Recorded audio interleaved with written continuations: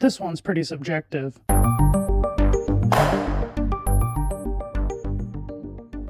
The substantial change clause is a rule that applies only to some universes. The rule is that time only drastically changes if you make a substantial change to history. The reason this was categorized as paradox instead of rules and regulations is because substantial is an arbitrary and subjective term. Logically speaking, any change in history has the potential to become a substantial change. However, we see in many timelines that something that is considered insignificant doesn't result in a drastic change in the timeline. For example, in many timelines, traveling to the past just to observe the events from a first-person perspective without actually interacting with anything directly, and then traveling back to the future, many timelines would act as though nothing happened. But realistically, there are many things that could have happened to result in a change in the timeline.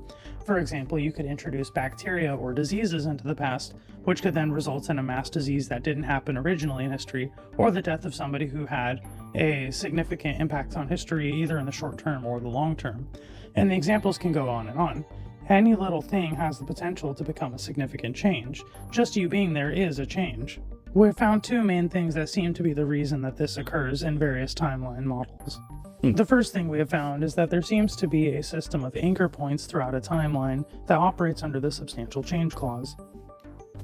Basically, these are significant points in history that the timeline doesn't want to have changed because changing them results in a drastic rewrite of history.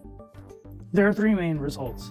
Either a point in time cannot be changed, it resists change but can be changed, or there is no resistance, but changing that specific event in time results in a significant change in the timeline.